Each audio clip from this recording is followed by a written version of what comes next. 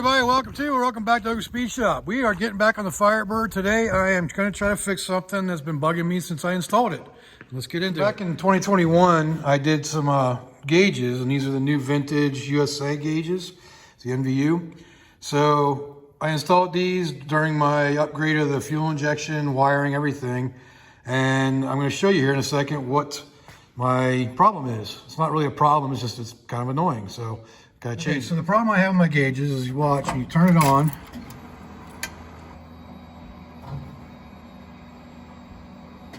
You fire it up. See that little light right down here?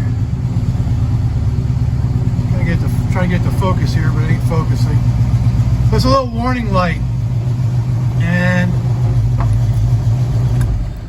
what I think that was, I think I hooked it up to be a alternator light, so if it's not charging, that lights up, but it's lighting up all the time anytime it's running. So I'm going to disconnect that, but in order to do that, I have to pull the gauges. Plus, I also have a problem, the speedometer doesn't work, so I'm going to check the wiring on that as well. So what we're going to be doing today is pulling these gauges out, pulling the whole cluster out, and the whole bezel and everything out, so we can get to these gauges and take a look at them and see what's actually hooked up to that wire. So let's get into it. I think to make things a little bit easier, I'm going to go ahead and pull the seat out just so I got better access underneath the dash. So let's get that out of there. Just real quick, I want to show you in the book for my my new vintage USA gauges. This is the light that keeps turning on. And if you follow it down here, it goes to red warning 12 volt. So 12 volt positive.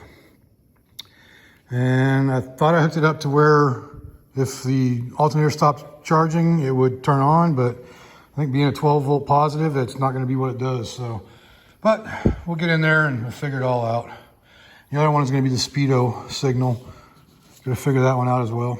So I think what I'm going to do to make this simpler and be able to show everybody how this comes out a lot easier is I'm going to go ahead and pull the steering column all the way out.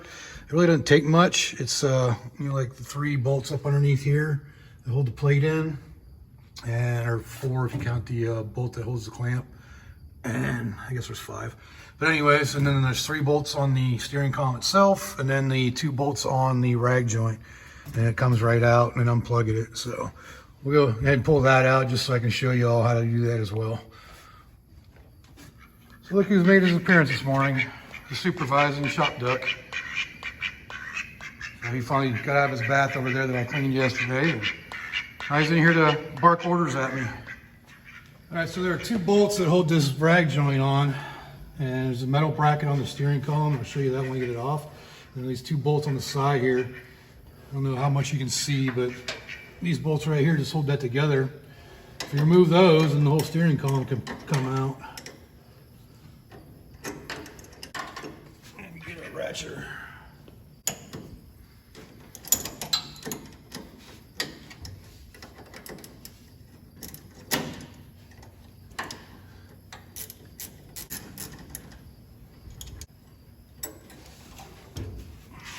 There's the first one.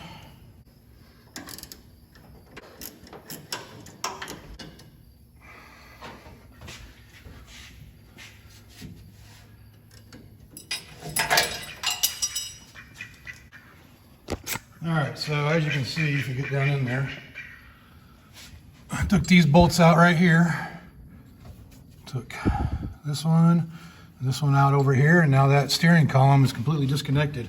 The pins on that rag joint are what keep it together in case the rag joint goes out. So, key in on that a little bit better. Just all it takes to get those out. There's 2 bolts out and it's separated from the steering column. And so the next thing we have back here, we got a mounting plate that has a clamp around the steering column. So let me get that a little better for you. I'm blocking everything now with the light. And these 4 bolts that hold the actual plate in. So you remove those and you're ready to go for that. So.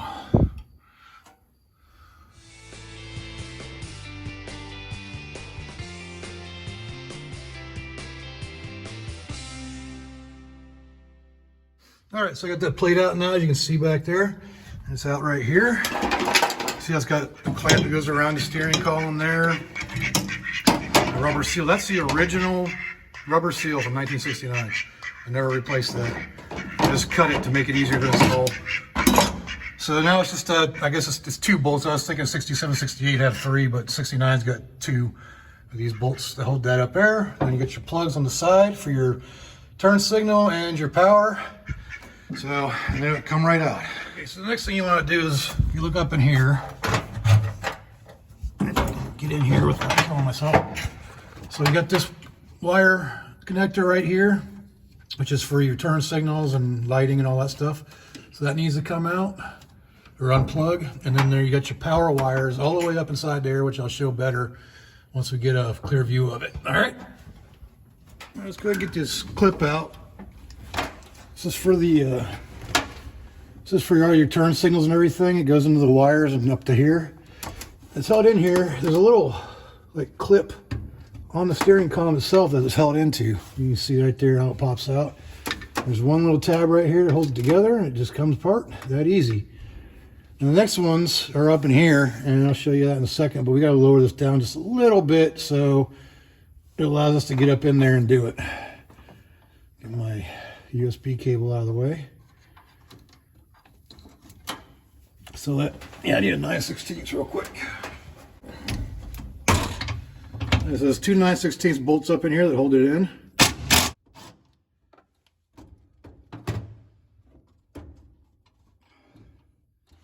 Now, up in here is the main power plugs.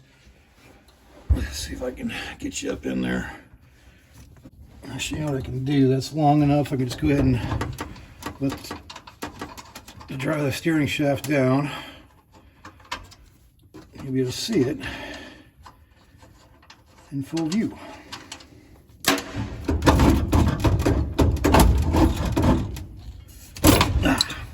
So there's the plug that has all your main power on it for getting the car started and ignition hot. So there's 2 plugs here. One's, I just got little tabs on them there. Kind of a pain in the butt to get out sometimes. There you go. All right, so now the steering column is completely ready to come out. Let me get these wires so they're not stuck on there. You just turn it a little bit, pull her out, and just that simple. The steering column's out and out of your way. So now it's time to take the actual dash out, and that shadow is a little bit too much. So now it's time to take this out, and things you got to think about are, if this is complete and you have your cigarette lighter in, your radio's in over here, you have to remove them because this dash actually attaches to the metal dash behind it as well. So you got to be careful of that. So make sure you remove all that stuff as well. Same with the light. When you take the light switch out, you have to reach up in here.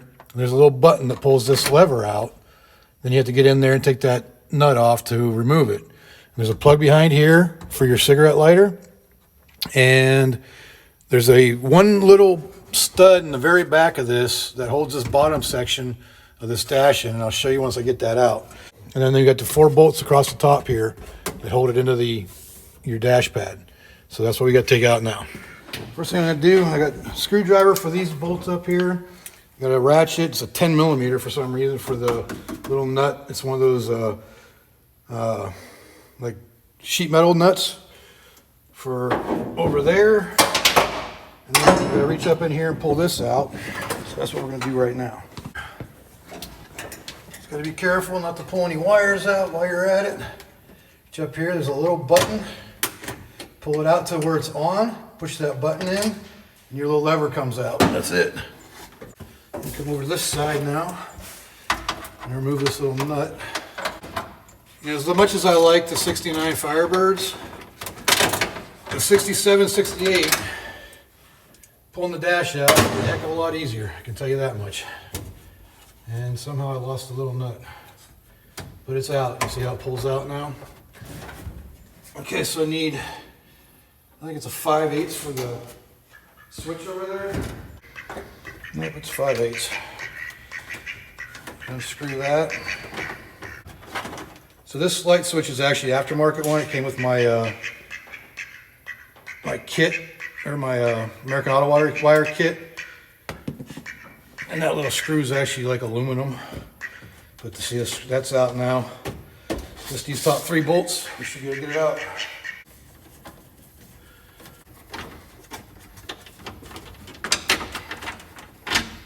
That's out. Just unplug the windshield wiper. Dang.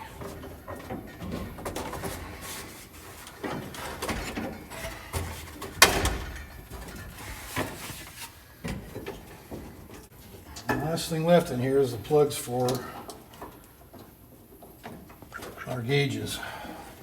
It looks like I got these wired to the directly to ground, which I need to take that ground wire off over here so I can pull that out. So let's get these unplugged first. I can't see. There we go.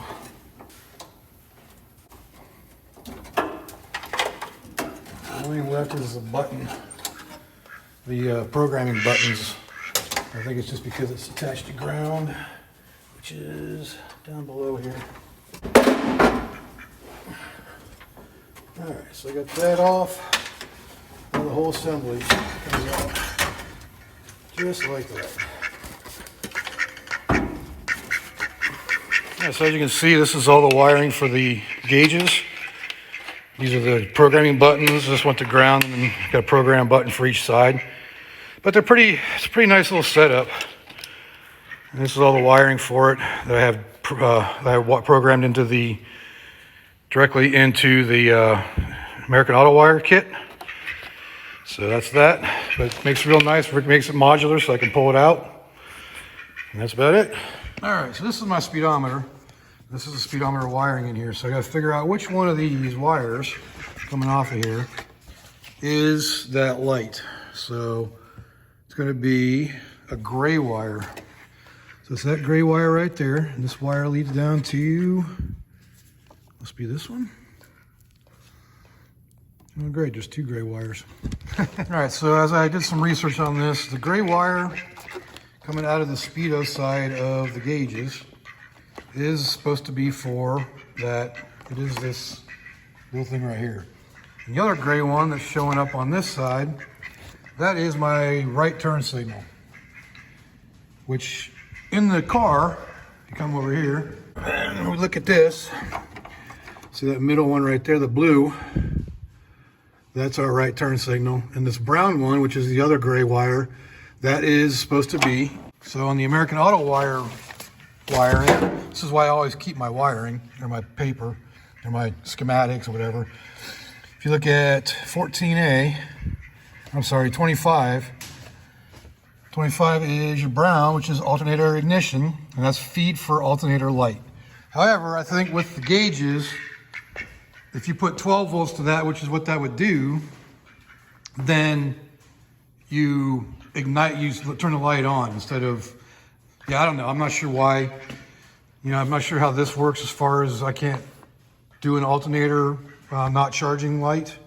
So it's just old school anyways. We don't need it as long as I got, because I can, you know, I got voltage reading on the gauges, so I don't really need the light anyway. So I'm just going to disconnect it so it won't be there.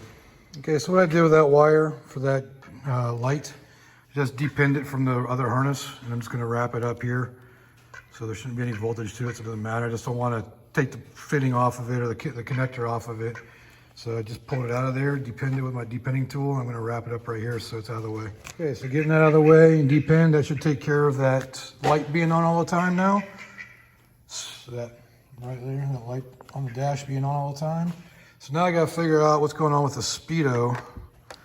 And those wires, I got to figure out which ones they are. I think they might be, I don't know. I'll have to figure it out which ones are coming off there and where they're going in this harness, so I can figure out what I need to do to make it all work.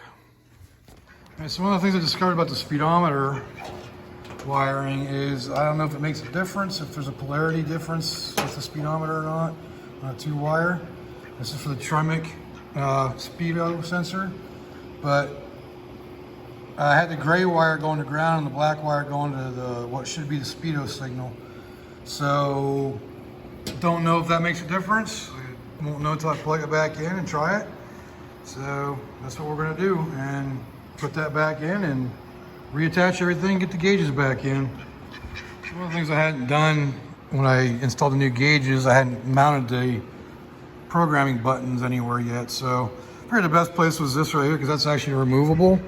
And if I want to, I can always change it and remove it and replace it. And it was already chipped anyway, so I figured what the heck. Go ahead and use that, and that's what programs these gauges. I hold the button in, allows you to do like quarter-mile time, stuff like that. It also set the speedometer, so that's why I decided to mount them up there, so that way they're finally mounted instead of just sticking out of the what would be the climate control hole there. So now those are in there. A little crooked, but whatever. So just real quick, I wanted to show you how this light switch works. So as you can see, this little pin, or the lever goes up in there. It's held on with a little pin up here. You just pop it in there and that clicks it back into place. You see how it's all the way in? Now to remove it, like I said, you pull it to the off or the on position. You push this little pin in. It's really hard to do with one hand, by the way. And then it pops right out. Did you get it? Yep. So you just push that pin in. It's on the back side there. And that allows this lever to pop out of the... All right, so it's time to put this thing back in. And hopefully everything works now.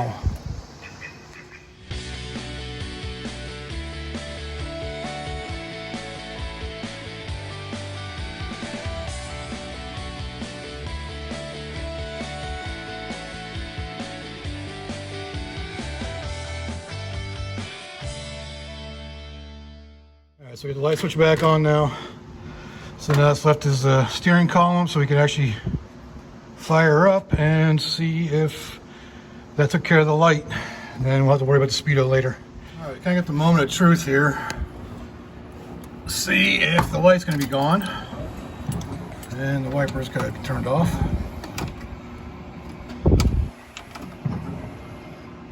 Well, the wipers work. So there's that.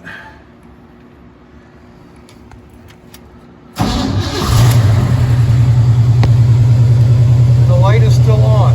Why is that still on? Well, let's see if the speedo works. That seems to be working.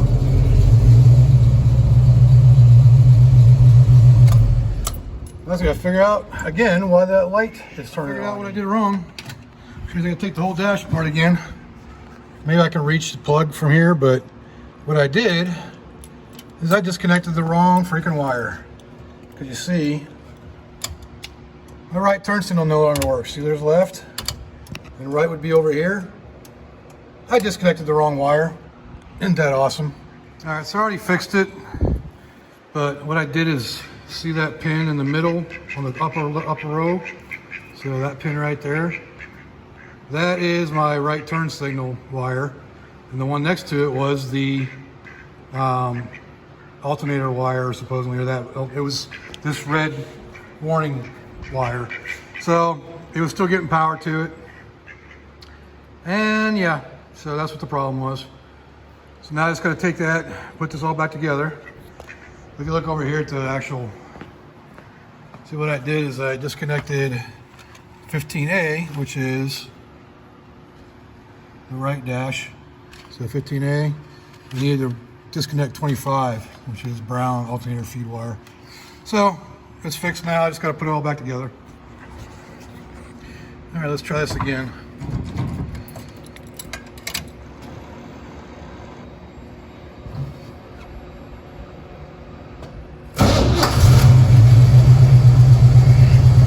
Hey, look at that, the light's gone. And I have right turn signal now. Cool.